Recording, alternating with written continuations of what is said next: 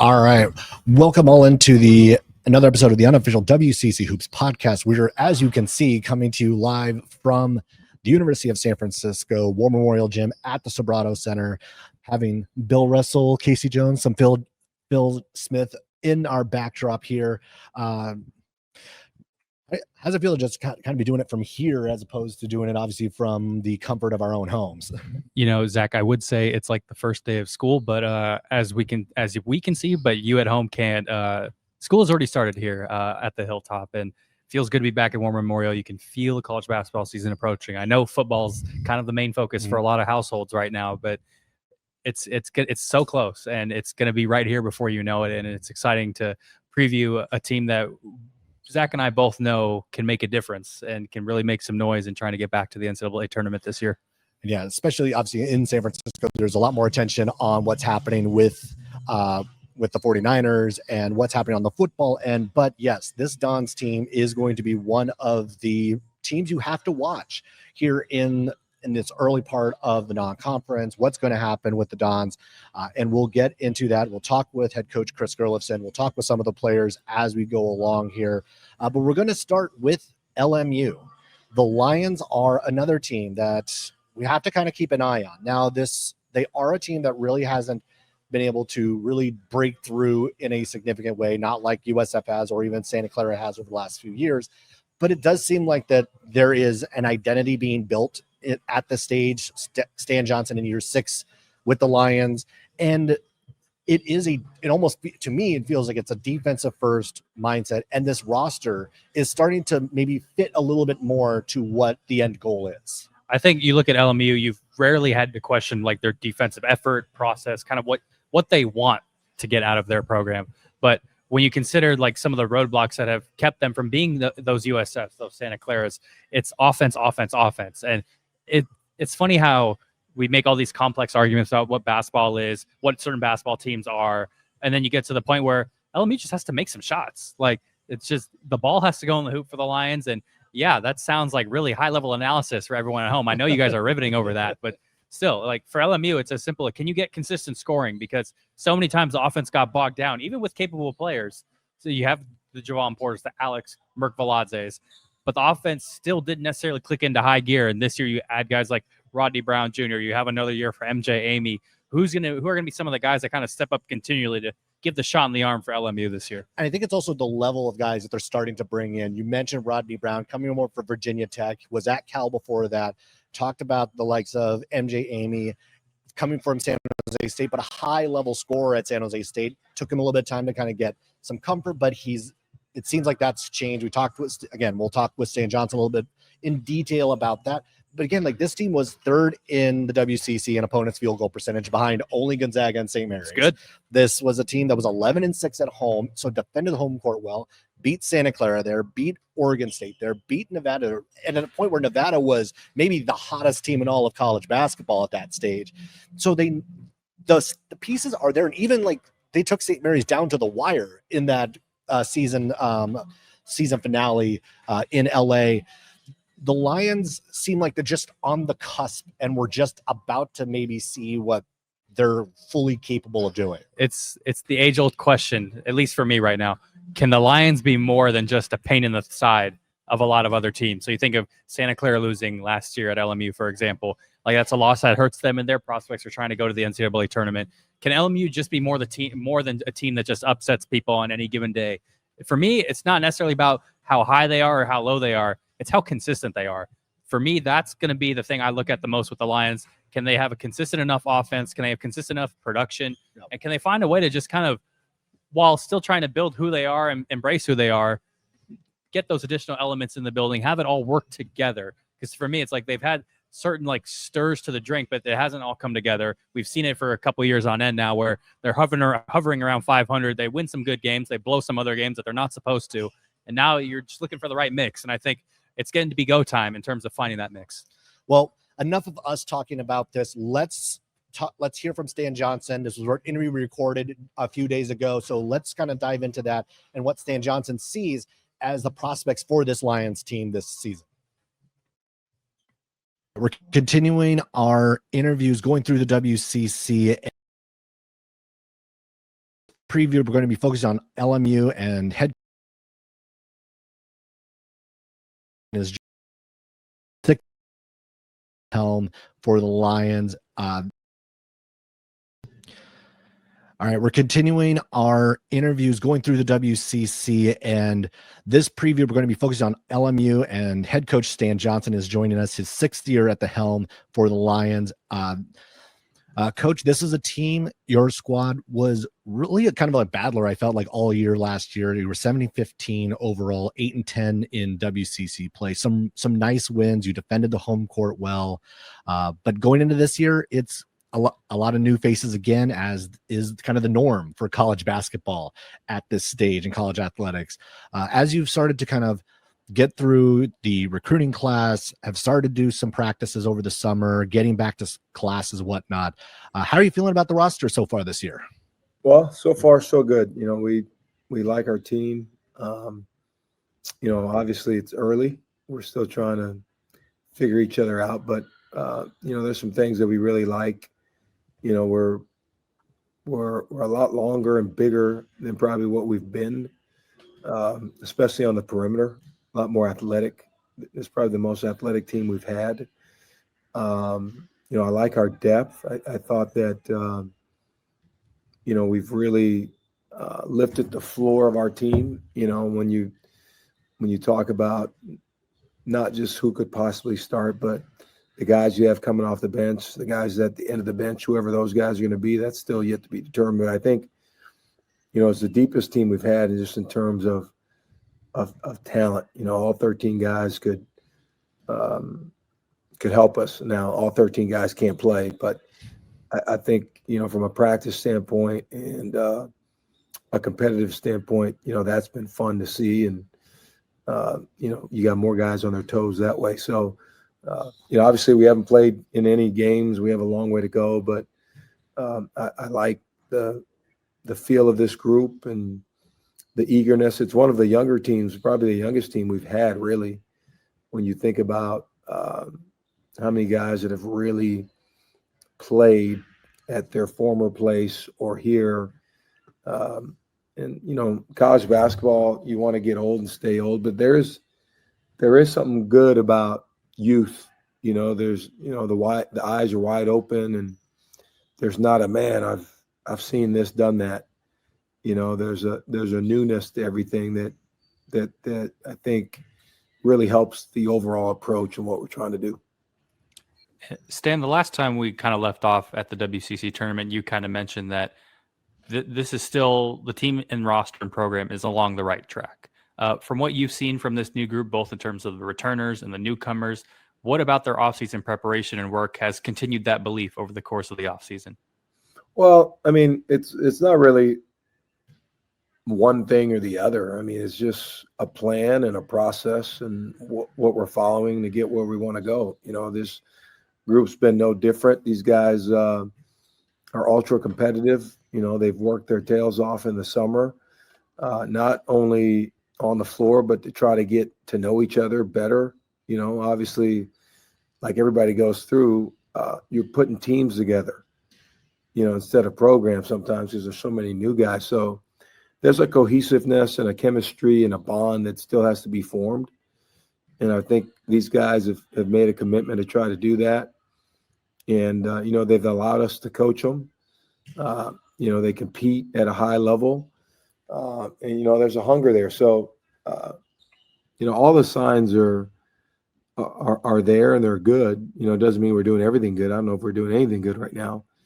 But we're trying to get there. And there's a willingness and an eagerness to do that.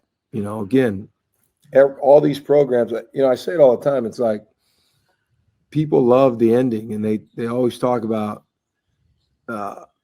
this coach is doing that and that coach in this program. But, you know, if you look at a lot of these places, it's how it's been built and the time it took to be built. You know, usually once you've arrived, it's like, wow, they're this and they're that. But we're still in the process of what we're doing, and we feel really good about that process.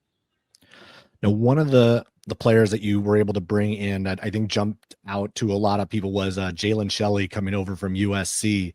and just the potential that he has, because it seems like because he's long, agile, athletic, like he can do so many different things on the floor. With that kind of like that addition of someone, you talked about just the athleticism bar has kind of been raised this so far this season. What has been kind of like the early experience of seeing Jalen on the floor and how he's been able to mesh with the group? Yeah, the thing that's just striking about him is just how big he is. For a wing, you don't realize the size that he has. And in our offense, really, he could play the 2 or the 3 or the 4. You can really move him around. But he's got tremendous size. He's good with the ball. Can really get downhill.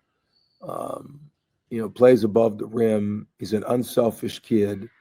And he's one of those guys, he's really talented. But like I was saying earlier, he's only a sophomore.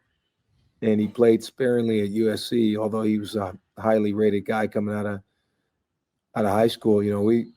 We really think a lot of him, and we're excited about him. But same thing, there's a learning curve to now being impactful and being a double-digit scorer. These are all, everything he does will be the first time he's done it in college. So there's a learning curve to that, but. I love the person that he is and the teammate that he is. And, when he got here, his weight wasn't where we wanted it to be. I mean, he's already put on 12, 13 pounds in the last 10 months. So I think that's going to be a great thing. His body, he looks great. He's stronger and will only help in his game. But he's somebody we're really excited about. And so Zach mentioned obviously a newcomer. In my case, I'm going to go to someone who's a returner. You've lauded MJ Amy's praises, and rightfully so. And I kind of look at him and I view his purpose and intent as something that sticks out to me, at least. And you have explained that his consistency and the ability to take the next step in that department will raise this program ceiling. I was wondering, how have you seen his development take shape over the course of this offseason, whether it be on the court, off the court leadership? What have you seen from MJ Amy that has you excited for what he can bring to the table this year? Yeah, well, the thing with MJ, man, I've said it all along, I don't know if I've been around a better person, just a human being.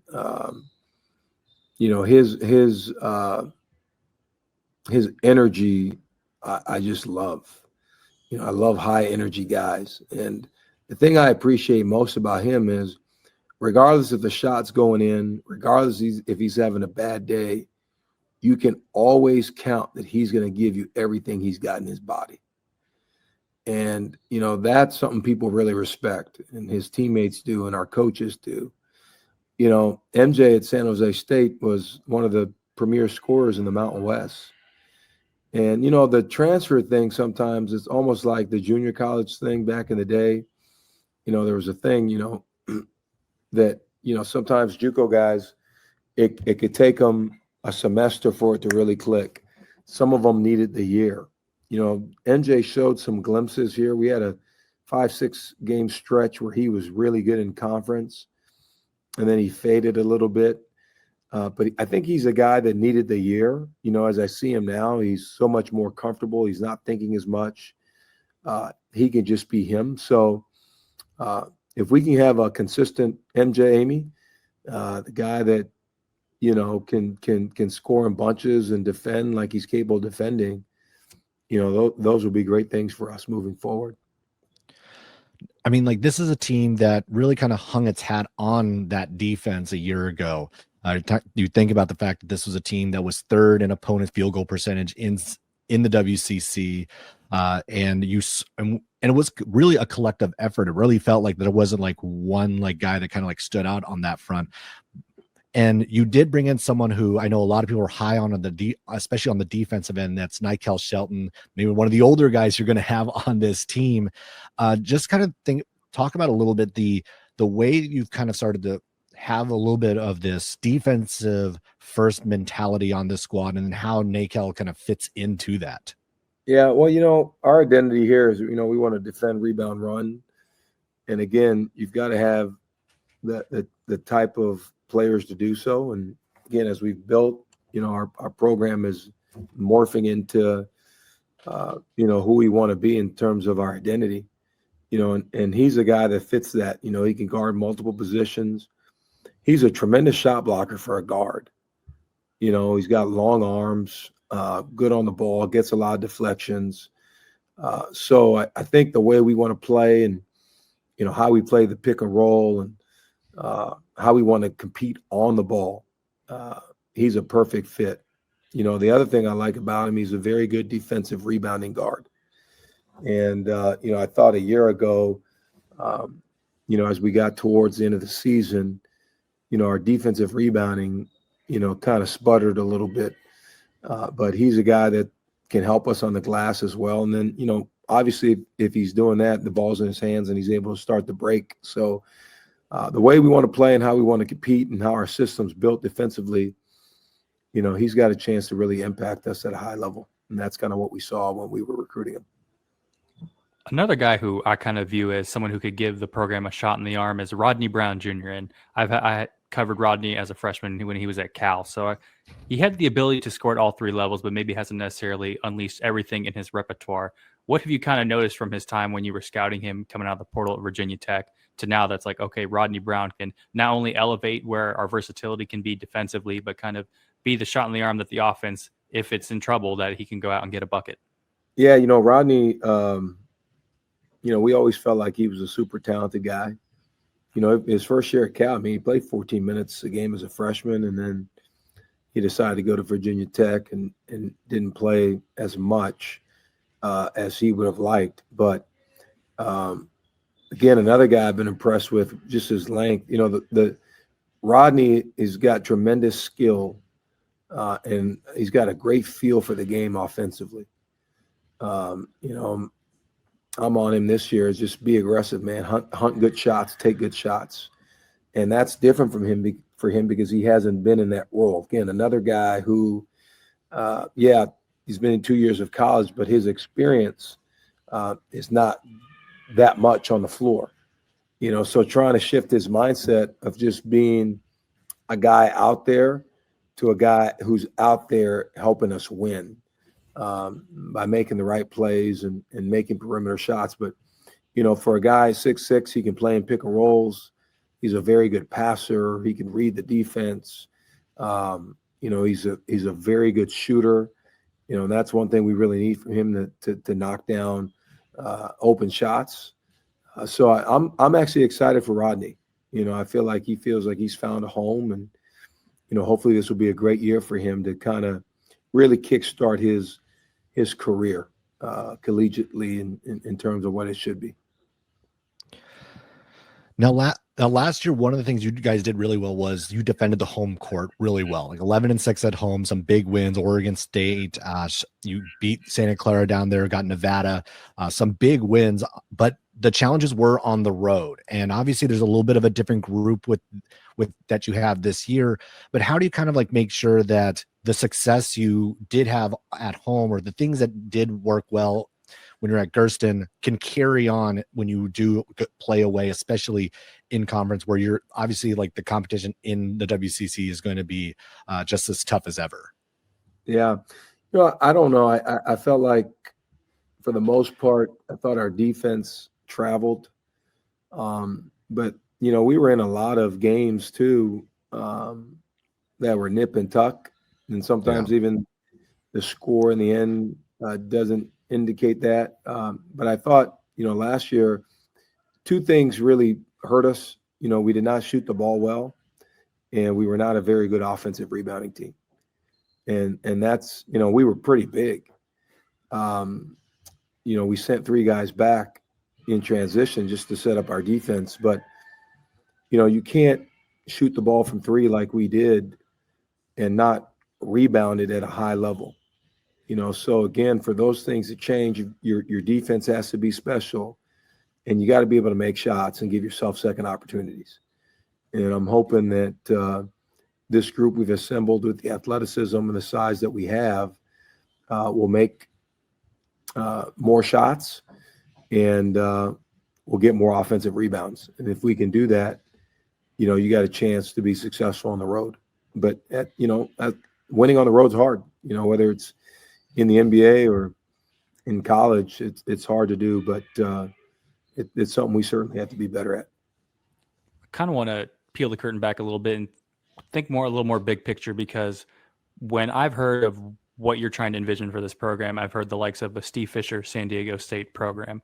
When you look at the building blocks that you've already built and the ones that you're trying to find and fine tune, what's the process like in terms of leaning on your circle, leaning on the coaches that you've interacted with, or any administrators or your network, in terms of, okay, I still want to be a Stan Johnson driven team. I still want my identity on this, but how do you kind of welcome the ideas that come out from left field, right field? How do you kind of almost polish things together in terms of finding the right balance of what you want to do, but also invite some new ideas into the building and trying to be a program to the standard of Steve Fisher's Aztecs?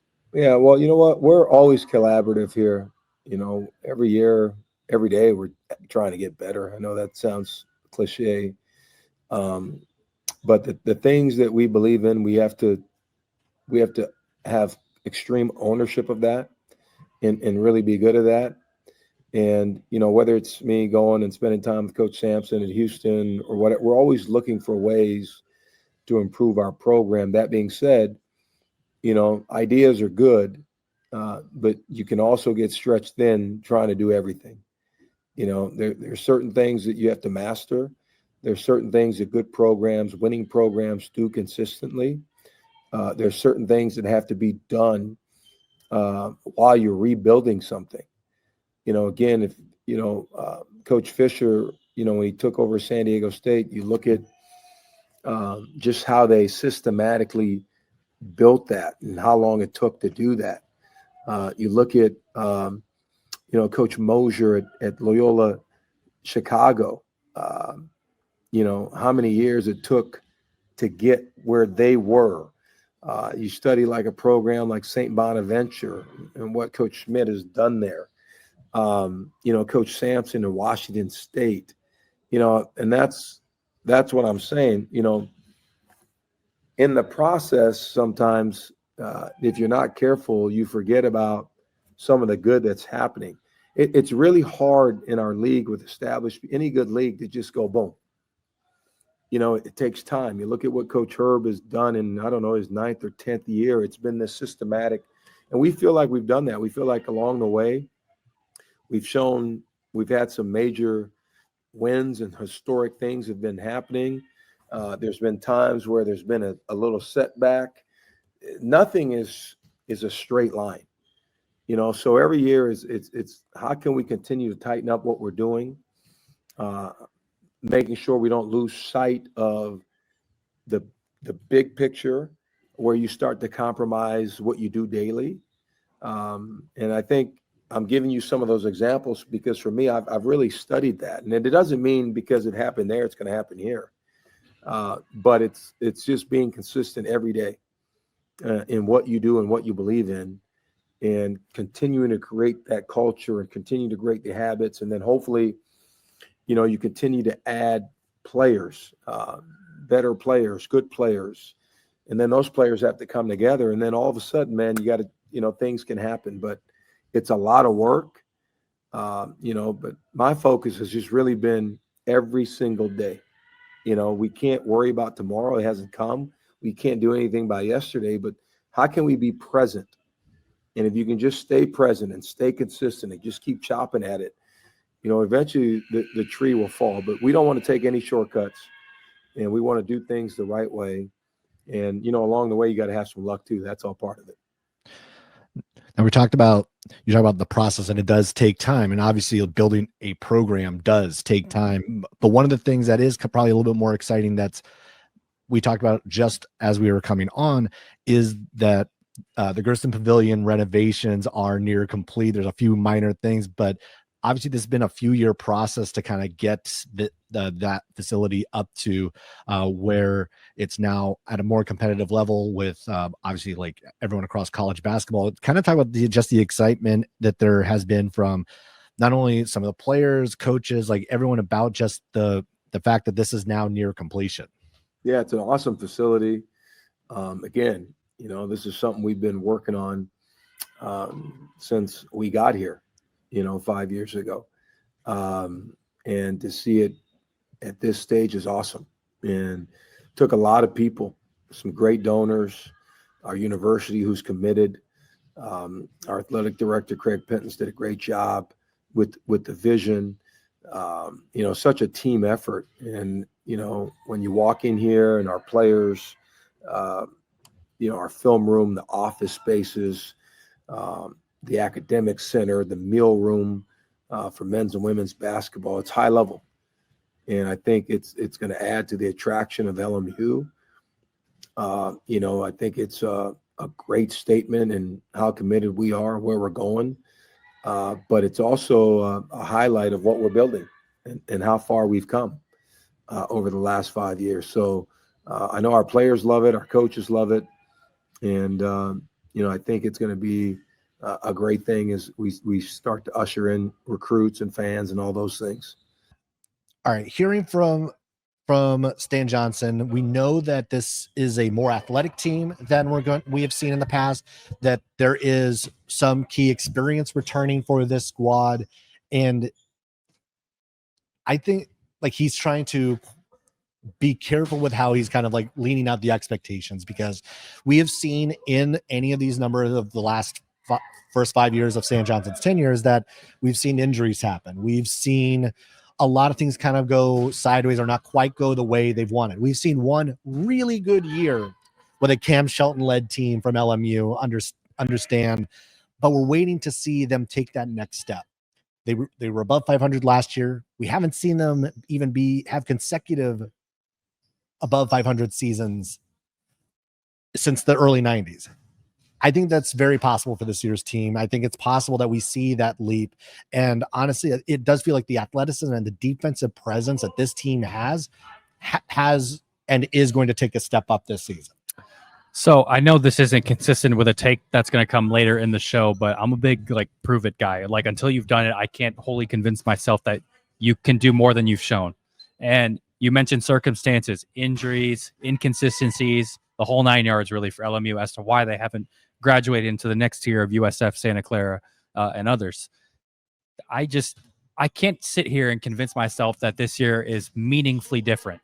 And I don't mean that to say that they can't realize their potential and go out and play, but I don't understand what's been game breaking from last year to this year to say, yes, they're going to be pencil them in for 4th or 5th place. I can't sit here today and say that.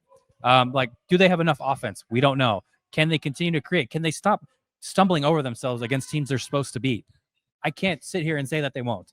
So for me, considering at least from my perspective, the mid pack of the WCC is going to be a lot more compact this year. I don't think Washington State will be as bad as they were last year. I think Oregon State will be fine. I don't think they'll be groundbreaking. You think of the LMU's right in that pack. The floor to me is 7th to 8th again. And look, people may not like that, but to me, they've taken their medicine. Now they have to go prove that they've actually improved. So ceiling, everything goes right. I think they can get 5th. But to me, it's a tall mountain to climb, and one where I don't even think they've gotten to the campsite yet. All right. I mean, I think I do agree with you on just the two things. I think just with the way we're looking at it is different, is very different. I agree with you. LMU still has to prove it. They still have to show me that they can be better than the 8-10 they were in league last year. They still have to prove to me that they can be better than the 17-15 that they were last year.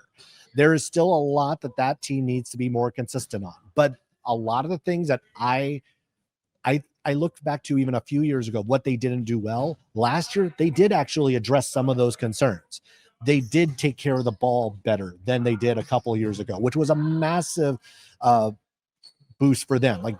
This was a team that really just was turnover prone. And that last year, that was fixed. The defense was consistent all year long, regardless of where they went. They played defense well at Gonzaga. They were playing really good defense anywhere they went. The defense traveled. What, to your point, is the offense did not. The offense did not travel, and the offense wasn't even always there at home. Yeah. And if they can make enough buckets, if they can get enough offense, and I do think they have improved at least slightly on that. The Jalen Shelley one, I think, is going to be the biggest telling sign, because he can be such the difference maker for them. Because if he starts to show any level of the potential that we think he has, that is that's a potential all WCC first teamer that they have on their squad, which I would not have said about, say, Javon Porter a year ago, because we had seen that even when he was at Pepperdine, that was not a very successful team. But Shelley coming from USC, we've seen actually former USC players have a lot of success in the WCC. Malik Thomas comes to mind on that front, that those guys can translate. And at least I want to try to be the optimist, because it's still the preseason, because nothing's happened yet. I'm trying to be the optimist about LMU. I get the realism and what is actually happening with that program, that they still need to get over that hump, get over the Washington States, the Oregon States. And maybe fifth is about the ceiling. I kind of agree with you there, because obviously we talked like the top three are kind of already spoken for. Fourth is maybe we can talk about like that's a Santa Clara or an Oregon State, maybe hell, maybe even a San Diego somehow sneaks all the way up there based on what they've been able to bring in. But LMU, it's like they're probably a fifth is probably the ceiling. I would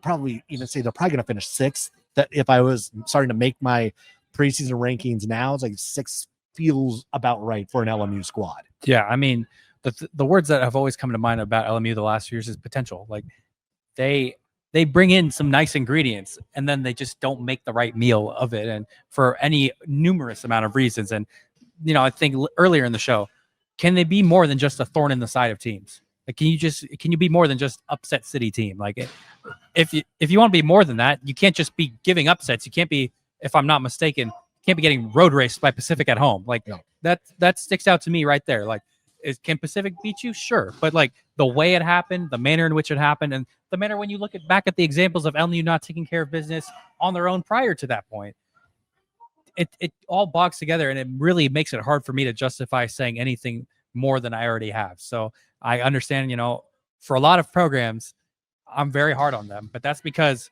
if you want to be good, you got to go show me. And for me, if you have an upstart year and you surprise and then you have more than 20 wins, good.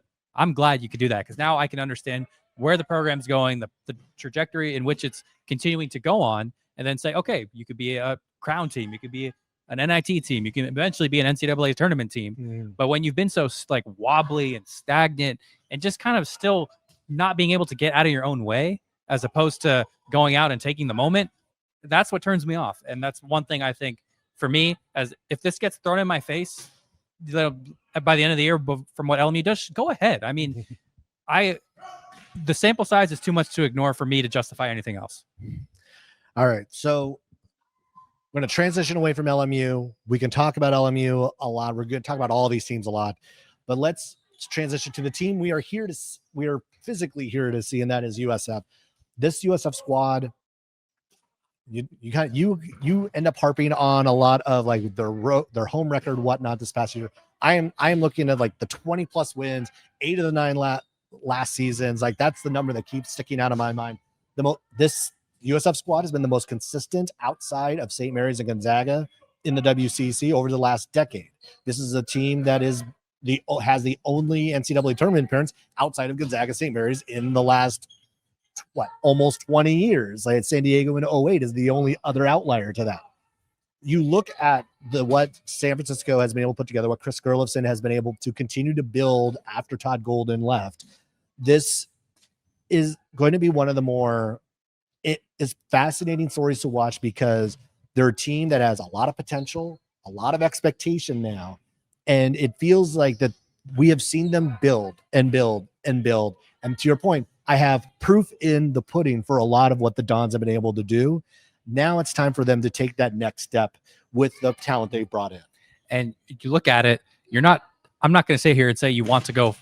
Everyone wants to go 4-0 against Gonzaga St. Mary's in the regular season. Sure.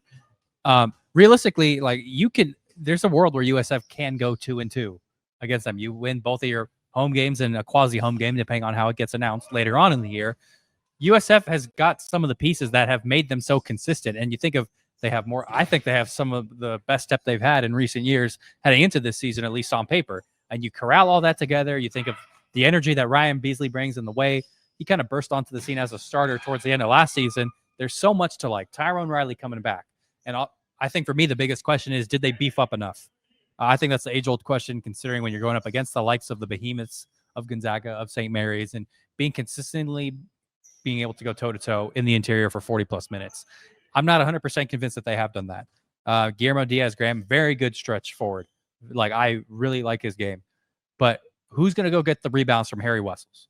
That's what I want to know. Who's gonna take out the Gonzaga back taps, getting it back out in the front court? Who's going to bang with Graham Ike? Yeah, I mean, these are big time challenges on both ends of the spectrum, and I'm not 100% convinced that USF has addressed that to the best of their ability. Now, you still have Saba Gigi Beria in the program and Dueto Newberry, who's recovering, but is that enough? I'm not 100% convinced it is. And for me, that I think will be the one drawback that I would have about this team to this point. Because you look at the games last year against Santa Clara, you have like a guy like Christoph Tilley getting second chance opportunities for the Broncos. And kind of like that's what USF wore down against eventually over the course of time. Is USF bigger and stronger? I still need to see a little bit of it. But for me, that's the one pressure point that I think some teams may try to expose. I mean, we saw the difference in what the Dons were last year when Newberry went down. Right. They were a totally different team once he went down for the year and they didn't have him available because that front line became a lot smaller and a lot less deep. They were throwing kind of things at the wall of seeing if Barry Wang could be that 4-man. They could Benabosi kind of develop a little bit more quickly than they had hoped. What could Gigi Beria like really kind of like step into that role and carry heavier minutes than we've seen him in the past? He played a few more minutes than we've seen, but he wasn't going to be a 30-minute per night sort of guy. So they needed to try to address that. And I agree with you to an extent. Like, I don't know if they fully addressed that, but the David Fuchs's, I think, helps to address that because sometimes it's not about height. Sometimes it's just about strength. And I do think they've addressed it in that sort of way. But also they've kind of gone about it in a different way when you think about the wings that they have. Like, they have so many interchangeable parts now when it comes to 1 through 4 that, yes, the 5 might be a bit of a concern, but I don't know if there's going to be many teams who are going to be able to handle the Dons' length as they kind of enter into this season. I think that's entirely fair. And I think you look at teams of the past, like especially past Gonzaga teams where it was just unfair. Like, you couldn't really hunt a mismatch. It's going to be really hard to hunt a mismatch for USF. Like, if you're on offense, you're trying to get past the Dons defense, it is going to be, in my opinion, like you mentioned, just so difficult to get the right amount of space that you want and kind of like glean forward and try and just get yourself on schedule more than anything. And I'm in your boat on that one because not many teams have the forwards I think that USF has, but I think also at the same time that 5, it's raising my eyebrow a little bit. I'm not sitting here to signal the doom alarm or anything like that, but it's kind of proof in the pudding. If you want to be the best in this conference, you got to find a way to solidify your 5. And I'm not so sure that they've done that, but they've committed to a strategy of at least being perimeter oriented, and you can commend that for what that's worth. Yeah. All right, so we're going to talk with Coach Gerlufsen. We're going to talk with Ryan Beasley and Tyrone Riley to get a real sense of what this Dons team has been able to do during the summer and what their expectations are going into this season. So we are here, obviously, at the USF campus. We're starting off with head coach Chris Gerlufsen. Always great to have you on, and we're into September now. The countdown is on. Just like, what's the excitement level for you now that it's like we're getting closer and closer to that start of real games? Yeah, I mean, the summer's flown past, and look up, and we're already 3 weeks into school, and obviously the start of the season is coming very quickly, and so a lot of work to be done on our part, but really excited about our group, about our returners and the newcomers that we've been able to bring in, and we're looking forward to another special year on the Hilltop. You talked about the busy summer because there were a lot of new faces that came in and a lot of names that grabbed some attention. Kind of like the Mookie Cooks, the Smiley coming in, and like just kind of talk about like just the number of guys because it feels like the recruiting classes have kind of gotten better and better over the last few years. And how does this one kind of compare to where you've been the last few years on that front? Yeah, I mean, I hope like in building a program, they should get better as we go. And I think our staff's done a really good job of identifying guys that fit, number one, how we play. And this year's class, we tried to address some specific needs and think we've done that. But as I said, there's a lot of work to be done. But we're also really excited about the newcomers, and so hopefully we have a chance to talk a little bit more in depth about each of those guys. But again, should be a special year on the Hilltop. One of my observations over the years, and maybe you want this to be known, maybe you don't want it to be known, but I feel like you're the most animated in-game coach in the league. Maybe that's a good thing, maybe it's a bad thing, however people want to slice that. But kind of what drives you to be that guy who you demand a lot from your team, but because they have it and have shown that to you? What kind of drives you to be that way, and kind of how your players embrace your style in a different avenue? Yeah, I didn't know I had that that label, but I like it personally. I take it as a positive. Yeah. It's all obviously coming from an ultra competitive place. Yeah. And our guys know that, and that's kind of a prerequisite that comes with being a part of our program, is that we're going to compete, and winning and losing matters. And if it doesn't, this probably isn't the right place for you. And our guys know where I'm coming from with that, and they also know at the end of the day that that's my job and our staff's job, is to push our group forward. And luckily we have the right guys in the locker room that can understand where it's all coming from, but it stems from a competitive nature, and that's kind of what we're going to hang our hat on as a program. And I'm going to be honest, it's one of my favorite things about the way you carry your program, the way you carry yourself, because just like you're eloquently explaining it now, you're equally as fiery out there because you demand the best for the program. And seeing the recent success the Dons have had, it makes sense. So you're demanding accountability. How do you how have you seen that transition play over time? You walk in day one as a head coach versus now. How have you kind of seen your temperament, your in-game coaching? How have you kind of seen your own personal development take shape? Yeah, that's actually a really good question. Going from year one to where we are now, I think there's probably a little bit more comfortability on my part. And, I feel like I'm a better coach today than I was, when I first got the job. But have tried to lean into all the things that I kind of valued as an assistant coach. And number one, it starts with the relationship that I have with our players away from the court. And that allows us to really hold them accountable, as you said, from a basketball standpoint. So, and our staff's done a really good job of kind of piggybacking that and making sure that's kind of where we start. Now, one of the things is that every year teams have different personalities based on the leadership, the makeup of the guys coming in, whatnot. Has this team kind of developed that personality yet? And especially kind of you have some new leaders on this squad. So kind of how has that started to form these first few weeks? Yeah, I think probably everywhere across college basketball is still figuring that out, at this time of the season. But that's a fun part about coaching kind of in this landscape now, is your team, its identity is going to change on a year-to-year basis. What we value as a program isn't going to change, but the names and the faces and the leadership part is going to change year by year. Ryan Beasley and Tyrone Riley have done a really good job of kind of taking that leadership role on, and I think they want that, and they've embraced kind of the process of what goes into that. And I'm really excited for them to kind of transition from where they were last year into a really strong leadership role for our group. And we'll be talking with both Ryan and Tyrone in a little bit. But you can talk about because this group also is a lot younger than maybe some of the teams veteran experience you've had in the past. I mean, thinking about even last year having a Malik Thomas and a Marcus Williams, just how much senior leadership there was on these squads. And this one is going to be a little bit younger. It's going to be a little bit different on that front. And how has that maybe been different when it comes to either the leadership part or just how they're kind of taking on that role?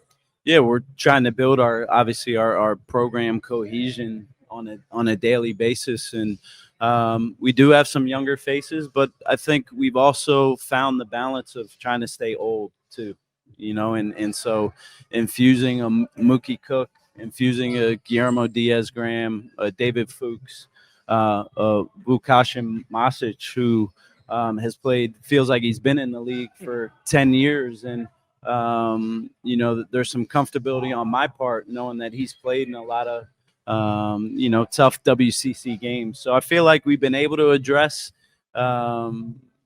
the leadership part through the guys that we've added in the portal, and also empowering guys who have been in our program who are ready to take a step and move into a different role. So we were actually talking about a little bit before you guys walked in about Vuk and just the importance that he probably is going to have this season. Because again, this is a guy who probably wasn't going to get a lot of shine up at Portland just because of the way the team success was. But this is a really good shooter, is really good scorer, and someone who, yeah, you mentioned just that leadership opportunity. Do you think that maybe he is maybe like one of the more underrated like additions that you were able to get? I think when you watch him and you kind of watch what he's good at, it's a really good fit for how we play. And so when we try to identify guys in the transfer portal, obviously we want to add talent, but it has to match in the right way. And when you look at what his strengths are as a player, he's very smart. He's got a high basketball IQ, but he can really score the basketball too. And so I think given how we play, I expect him to have a sneaky kind of effect on our team, and not to go back too many years, but see a lot of similarities to maybe what a Gabe Stefanini did in our NCAA tournament year. He's a guy who could play on the ball, play off the ball, could score, and just was really smart. So it's been interesting kind of seeing those parallels between those two guys. You mentioned his name already, but Guillermo Diaz-Graham, it kind of like almost a continuation of what Carlton Lingard was doing, scoring at all three levels, playing solid defense, improving defense. Where do you kind of like rate where you guys are on the interior, kind of like the beef, knowing that Gonzaga, Saint Mary's, they really emphasize rebounding at the end of the day, and you have to last for a full 40-plus minutes? Yeah, I mean, you know, if you don't rebound and you're not physical against those teams, you have no chance. And so we tried to address some of those needs through the portal. Guillermo is more finesse. I think he is probably a better passer, a better facilitator than what we had a year ago, and that's kind of the intriguing part with him. He presents a pick and pop potential, which we value and love bigs that can stretch the floor. But his ability to pass, I think, is going to be seen pretty early on, and tried to address the physicality part with David Fuchs, a guy who should be one of the more rugged interior guys in our league, I would think, and has the ability to really affect the game from a rebounding standpoint. So excited about those guys. And then Mookie Cook is probably the most versatile out of all the front court guys, and have been really impressed with his basketball knowledge and his willingness to learn and get better. So I think he'll have a really big effect on our front court too. I mean, we always talk about this team because like you talked about just the commitment to like the winning and everything else. You guys have been a 20-plus game winning team. So the 8 of the last 9 years, the pandemic year being the one kind of outlier in that grouping. But when you think about just like the growth that this program has had, and actually was kind of talking about it with Steve Lavin a couple weeks ago about just like this kind of the stages that this new era of college basketball has to have, you know, like the NIL collective, the new performance basketball facility. You guys have kind of earned like year 2 and 3 of those items. How has that just been? How have you seen the difference between maybe year 1 of those projects and now year 3 of where you are? How you're able to recruit, the vibe around the building? How has that changed from the beginning to now? Yeah, well, it's hard to move forward if you don't have a good foundation in place. And so the first thing I would say is, from a resource standpoint, we started at a pretty good spot. We had a good foundation.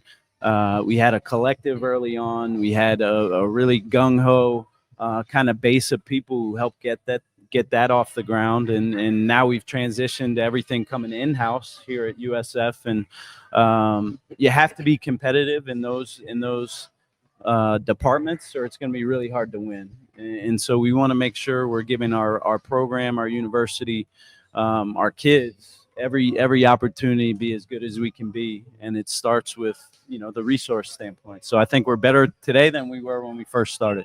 So as I get my voice back, how have you kind of seen your team's identity take shape? Because you've seen in burst kind of what Ryan was able to do down the stretch of last season, the consistency that Tyrone had in his approach, and obviously all these newcomers we've been talking about in terms of, wanting to imprint what a Chris Gerlufsen team is versus what your players have been giving you. How has that identity been taking shape over the course of these first few months?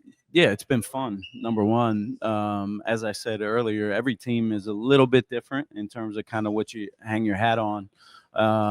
But I think we're a versatile group. I think we're bigger across the board positionally. But now the fun part kind of begins of putting all the pieces together and figuring out how everyone's going to work together to do something bigger than ourselves. And that's kind of the goal with the group. That's the message to the group on a daily basis is we have a lot of pieces, and now it's assembling those pieces and making sure we make it fit together. But we're going to hang our hat on being versatile and having hopefully 5 guys on the floor who can all dribble, pass, and shoot. That's a good starting point. I would take that too. But, one of the best characteristics of your program over the last years, you guys defended home court, the most home wins in a single season last year. What's it kind of like having the backing of a city like San Francisco, a basketball town? You still have legends like Bill Cartwright around the program. What is it kind of like to contextualize it, bring it all together, and kind of get a little bit of a bounce house going into the facility behind us here on game day? Yeah, it's become one of the harder places to play on the West Coast, and we're super appreciative to our fans and to what we've done to make this place hard to play in. And a lot of that is attributed to the players. We've taken it personally that you don't let people come in here and get comfortable, and had some really good wins here. We hope to capitalize on that moving forward. But yeah, this is what you should do. You should obviously have a home court advantage. And as I said, that's a credit to our guys and our staff for what we've been able to do here at home. Wind it back to the roster a little bit. One of the names that jumped out when looking over is that Duito Newberry was still on the roster. And obviously, he was such a huge part of what this team has been over the last couple of years. Got hurt really early on a year ago. It's kind of just speak on just the importance of that he is bringing back with his leadership. Obviously, it sounds like he might be still kind of on the road to recovery, but what's kind of like the situation? What is it like to have Duito back in the locker room for another year? Yeah, it's great. Number one, he's the only guy in the program who's been here as long as myself and Coach Plank in our program. So Duito was here when I got here on day one as an assistant. And to have him still around the program and just his veteran voice, although he's not back to 100% yet, we're working towards that. And he's doing really good with his recovery process. But he's another guy who knows me, knows our staff, knows what we do on both sides of the ball. So he's been a great resource for everyone in our program. All right. So one of the things we want to do a little bit of San Francisco this or that to wrap you up. All right, let's do it. All right. Oracle Park or Chase Center? Chase Center all day. Baker Beach or Ocean Beach? I'm gonna go with Ocean Beach because it's closer, easier for me to get to from my house. All right. This is always kind of a little bit of a controversial one in the city for the sandwich bread, sourdough or Dutch crunch. I gotta be honest. I'm an East Coast guy, so to me, the everything in making a sandwich starts with the bread. I'm not a huge Dutch crunch fan, so I'm gonna go sourdough. There's nothing wrong with the sourdough. All right, because you mentioned Chase Center, Warriors game or Valkyries game? You really put him in the corner. Yeah. And there's either way I answer, I'm gonna catch bullets on this, so I'm gonna go Warriors game. I mean, both environments are amazing, For and sure. And big shout out to the Valkyrie and what they've done, and the turnout. It's been amazing for the city, so it's been really cool to see. Yeah, year one, sell out every game and go to the playoffs. Couldn't have asked for much more for that team. Original Joe's or House of Prime Rib? All right, so Original Joe's are huge supporters of the program. Very, very close with the Dugan family, so I'm going to go OJ's for sure. But I do take the staff to House of Prime Rib every year before the season starts. I think it's very different experiences too. So you kind of get different things at both of them. Great steakhouses, but the experience is a little different at both of them. And then, the very last one, we talked about them right as we got into these seats. The Eagles going for another Lombardi this year. How are we feeling? We got to try to go back to back for right. sure. I'm a huge NFL fan. Huge Eagles fan. 49ers close second. But we're right. Bird gang all day. The Chris Gerlufsen School of Football says, who's the biggest threat to the Birds this year? I would love to see a Keystone State Super Bowl. So this is far-fetched. I would love to see a Steelers-Eagles Super Bowl. A good start for Aaron Rodgers. And you heard Pennsylvania, you've got the gauntlet laid down from the University of San Francisco. Men's basketball head coach Chris Gerlufsen. Coach, thank you so much for your time. Thanks for Pleasure to having be me. here. Thanks for having me. Now alongside the two and only Ryan Beasley, Tyrone Riley, USF Dons, two of the more premier basketball players here along the West Coast. And you guys, towards the end of last season, really came into form, really understood of like what the ceiling of what USF Dons basketball could be. How have you continued that momentum into the offseason for both of you? Yes, sir. I think me and Five kind of stepped into that leadership role. We kind of both grown up as players, so we're here to lead as example, but also with our voice learn every day in practice. So just trying to attack every day and have the guys follow behind us. Yeah, to piggyback on that, obviously we have to take a more pivotal role as leaders, stepping up, being one of the few returners here. It's been a hard task for us, but I feel like we've taken that step as far as our talk, our actions, making sure the new guys know what's going on. I feel like we've kind of enhanced our game as well as helped everybody else in this offseason as well. And you kind of hinted at it a little bit, but in this age of college athletics, it feels like no teams are the same from year to year. How's the process been of like implementing what the standard is, what the coaches have said, important to you when you guys were younger here on campus to the new guys here now over the course of this offseason? What's it been like showcasing what you guys demand, not only from yourselves, but everybody else as Dons? Yeah, so like we added 8 to 9 new guys. It's been great additions to our team. But with new guys comes more people that don't understand the offense. So I feel like it takes more time of explaining and helping people get better reps and understand our offense, because it's a little tricky at times. It wasn't easy for me to understand it, so I know where they're coming from. So just being a great teammate and a great help is all I can do right now. Yeah, and being returners, we kind of know what CG likes and what a practice should look like. So we're just trying to lead by example with that. And as long as like off the court stuff as well, we usually recruit high character guys. So it's very easy to get along, and with all the new guys as well, it's super competitive in practice. So it's been very fun to play with the guys so far. Now, one of the things to talk about, like that leadership role and kind of growing into that, you had some really good senior leadership last year between Marcus, Malik, Carlton, all in that senior class. Kind of talk about just kind of like what you picked up from them when it came to how you should kind of carry yourselves or bring into this season preparation wise on the court, dealing with the new guys. What were you able to pick up from them? I think just being everyday guys. I think being the top of the leaderboard, being a leader, if you're not able to show up every day and go as hard as you can, why should other guys? So I think I've learned that from Marcus and Malik. For sure, they came every day ready to go, extra voice, playing extra hard on defense. Every day it was being an everyday guy for sure. Yeah, I would say, with the mentality, the team is only going to go as far as we take them. So if we come in with a mindset like, oh, we're tired, but let's push through the day. Let's not get through it. Let's actually have a good day and not waste a day. Then I feel like everybody else is going to trickle in and have that same mindset. But if they see us slacking and walking around, not talking, then they're going to feel like that's okay. And that's not the standard of our team. Like, we hold a high standard here. So me and him have to set the tone early and uphold that standard. Now, one thing talking about upholding that standard, 20 wins, 8 of the last 9 seasons.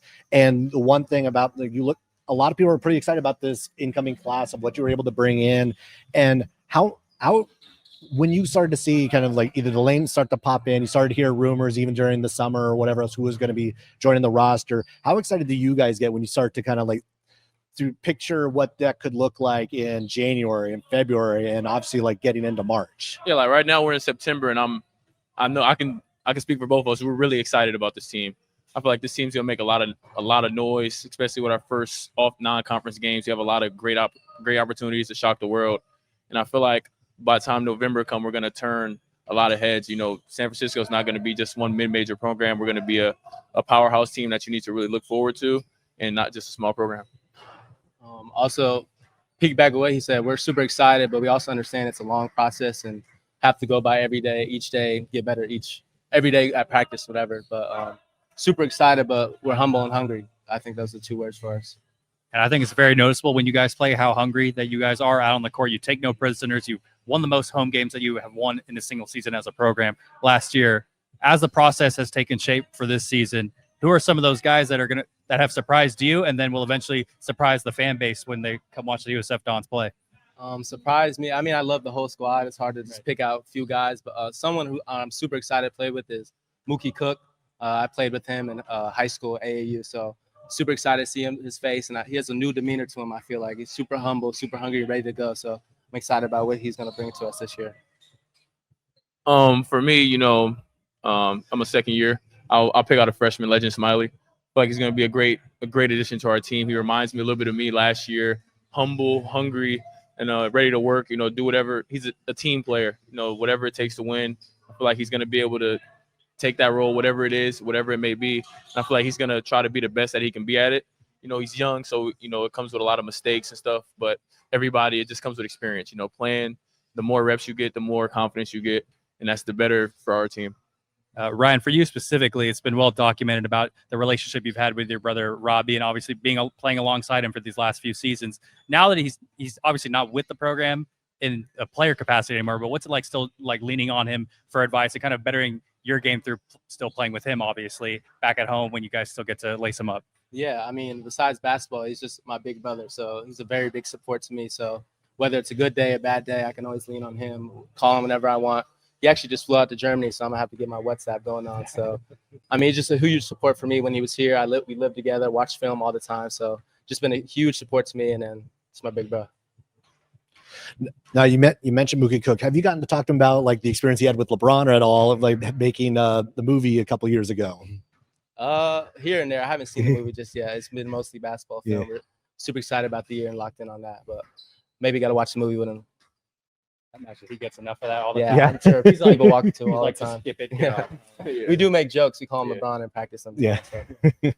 So. One of the guys you're pretty familiar with who came in, Vukasin Masic, coming over from Portland. You're pretty familiar with him, having read all the scouting reports on him when you've seen the pilots. What has him coming in been like, and just what he's been able to bring? Because obviously this is someone who's also been around for 4+ years. Yeah, for sure. I mean, just like you said, he's been around for a long time. He's a vet.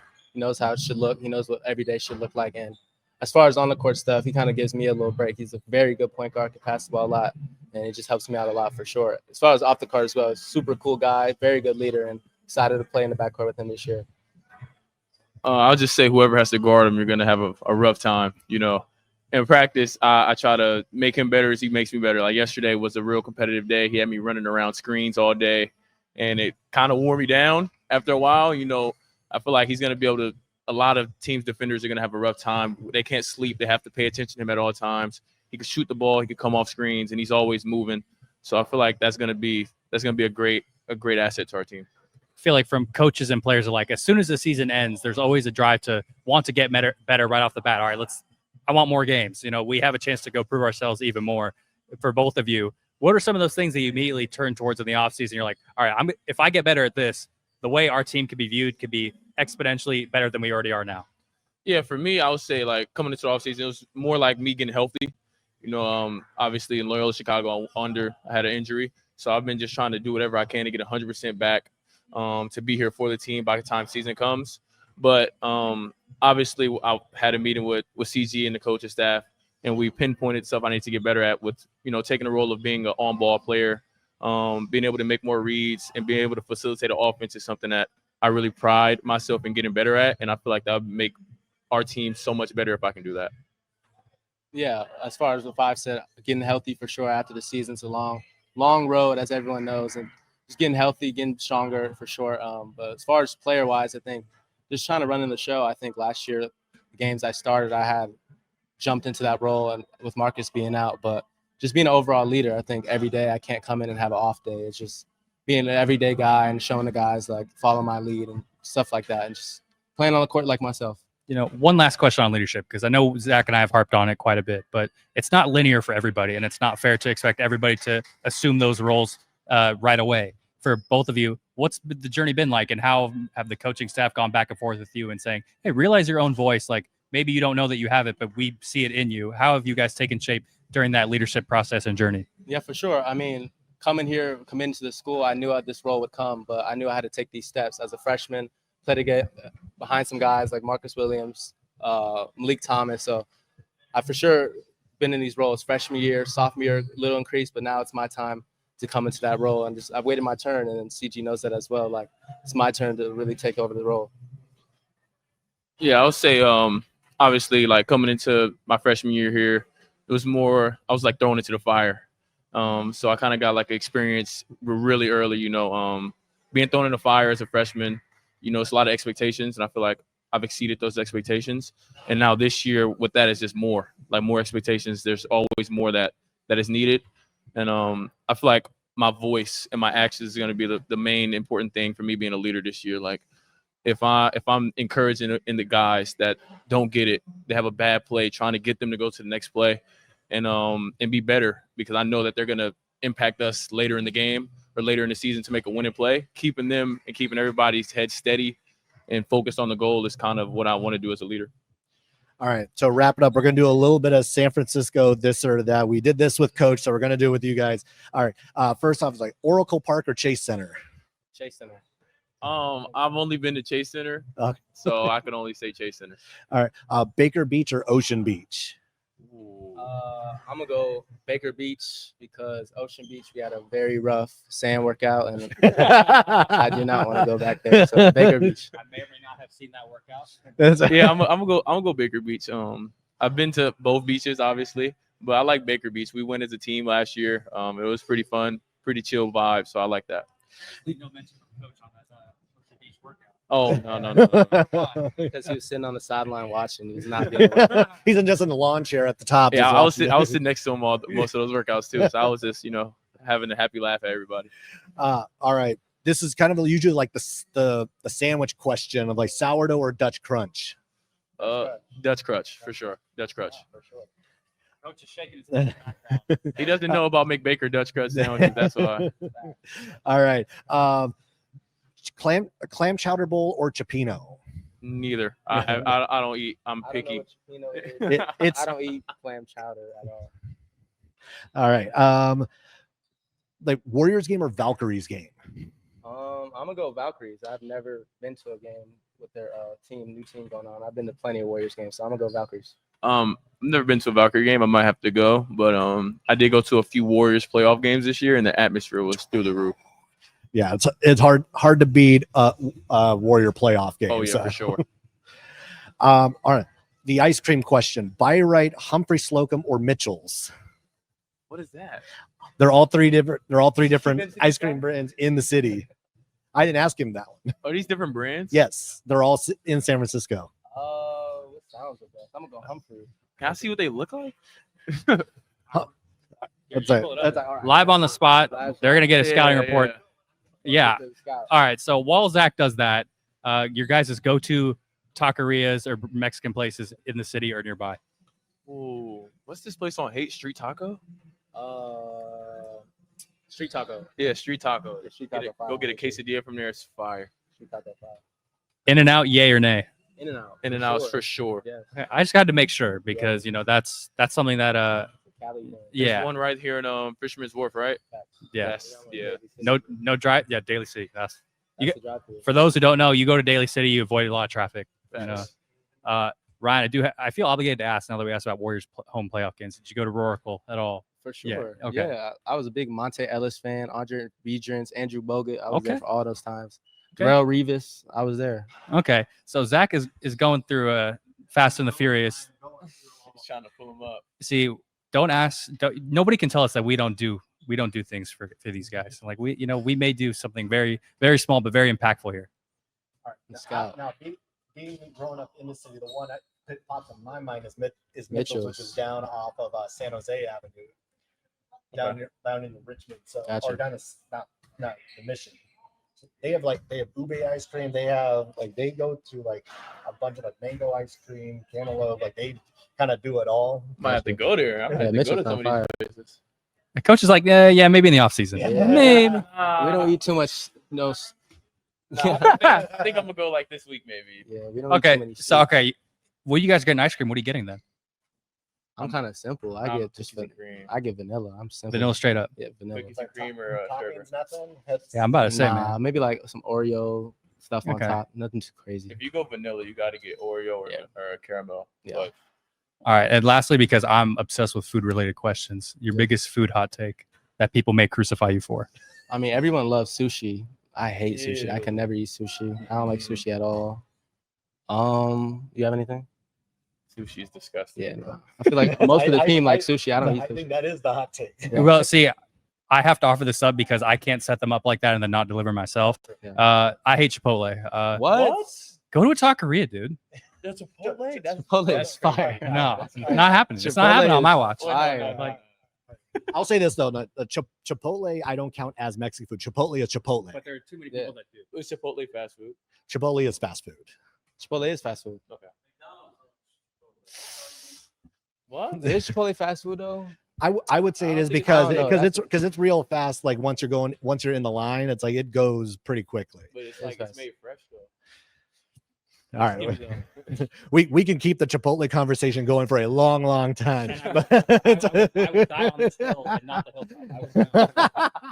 All right, we're gonna wrap it up. Thanks a lot, Ryan. Thanks a lot, Tyrone, for Appreciate stopping you by coming by. Don's basketball, and yeah, we'll be catching up with you some point during the season. Yes, sir. Go Dons. All right, so it's great to have Coach. Great to have both Ryan and Tyrone talk about where USF is this year. Obviously, this team there's a lot of high expectations for this one, and for most, I think it's higher than we've seen probably since their tournament year back in 22. That's entirely fair because you look at just the amount of juice surrounding the program. Ryan Beasley, you kind of think of the mold of one of those USF guards that can make a name for himself. You think of another guy like Tyrone Riley, a forward who can make a name for himself. And right now, I think the one thing we're looking for is who's going to be that guy like Johan Misalski from a few years ago. Take the banner as the center, the big beef of the Dons lineup. But I think there's so much momentum surrounding this program right now, and I think it's entirely on the table to go back to the NCAA tournament. Yeah, you think about like the David Fuchses, the Guillermo Diaz Graham, like those are guys who could be those next guys to step up into that sort of role. And there's, again, we talked about this, the portal class. There's so much to kind of look into there. There's going, and honestly, but to me, I think it is still centered on the two we talked to. It's centered on Ryan Beasley. It's centered on Tyrone Riley, and how much their growth and how much their leadership is going to carry this team. Because really, it's like they are the connector to what has been the USF legacy, if you want to call it that, over the last like few years. And this team, I think we can agree, you look at their schedule. The schedule is there for them to get an at-large style resume. They're going to have the game at Memphis. They're going to play Loyola. They're going to be they play the game against Mississippi State. They have the game against Minnesota. Like they're stacking this schedule so that they have the opportunity to be in the conversation once we get to March. It's what you need to do. And I think you look at a program with the stature of USF and you think of other teams in the conference trying to schedule similarly. This is exactly what they need to do. Give themselves opportunities. You give yourself an opportunity, you win the bulk of those games, people are going to be talking about you. All right. And whether that ends up in an at-large bid or not, we'll find out. But I think more than anything, on paper, when you take a step back and you say, okay, what is USF doing to help themselves to start the season? In my opinion, they're doing a lot with their non-conference. I think it's welcomed. And I think regardless of what ends up happening, they've put themselves and they put their best foot forward. Yeah. And then obviously, like we've kind of started doing, we've talked about floors and ceilings of each of these teams. And for USF, I mean, the floor is high. Like, I think, like, again, like we've kind of talked about, the floor for USF over the last like 5 years is higher than anyone in the WCC outside of Gonzaga Saint Mary's. You know exactly what they're going to do against the teams that they should beat. They have made it very clear. They've been consistent and clearing the deck on teams that they are supposed to take care of. It has been, what do they do against everybody else? So the floor for this team, to me, third place actually seems like the floor for this team, because I think they've separated themselves from the rest of the league. And the ceiling, it's NCAA tournament. And there is a shot that they could actually leapfrog one of Gonzaga or St. Mary's in the WCC standings. So I'm also going to agree on the floor and say third place, because I think they're more of a known quantity than, say, Santa Clara right now. I think more experience back, more returning production, and more of, like, I would say more top end, at least at this point. USF, definitely, as you mentioned, they take care of business. They do what they need to do. You think about their record at home last year, most home wins in a single season for the program, as you've heard me, belabor for on end with CG and the players. USF, they know who they are. They don't kind of shy away from it. And for me, at least, the way they play always conduces itself to good basketball situations. And I think third place is the floor. I also am in agreement that the NCAA tournament is the ceiling. However, I do think if everything falls right and seeing as close as they've gotten to both of these big time programs, and don't get me wrong, I'm not saying they're going to sit here and go 4-0 against Gonzaga and Saint Mary's or even 5-0 in the WCC, counting the WCC tournament. They can win the conference in the regular season. If things go correctly, they can win this conference. I mean, I think you look at there, and that may be more of a reflection of more questions with Gonzaga and Saint Mary's than as opposed to USF. But I think that gap, at least to me, is as small as it has been in recent memory to start a season. Well, that's going to be a soundbite, and we're clipping that for social media, and we're going to let him take all the heat. It's not heat, man. It's not heat. And again, I'm not sitting here prognosticating that they will, but like you sit here and look at you tell that to the Zag fans when I they will. win. I will. I mean, here's the thing. All you have to do is look at yourself in the mirror. That's all you have to do, because be honest with yourself and say, yeah, we can win 70 out of 100 times, but that 30 is a lot bigger than it was. Maybe say it was 85-15 or 90-10, even 5 years ago. Like the gap to me is smaller, and I'm not going here and outright and projecting it, especially like a preseason poll. Like I'm just saying at its peak, everything working together, all things considered, and with the additional questions that we've both raised with both of those programs, it can happen. All right. Well, this USF team has a lot going for it. LMU is another program that, yes, it's like we're looking at what they could be. Talk about the floor, talk about their ceiling. We'll get it. Like you heard from Stan Johnson, you heard from Coach Gerlufsen. We're getting a little bit closer to the season. 4 previews down, 8 more to go as we continue our trek through the WCC and preview all of these teams. All right, so be sure to follow along on social media at unofficial WCC pod. Subscribe to the show on YouTube and on your favorite streaming service. That's Thomas. I'm Zach, and we will catch you later. Adios.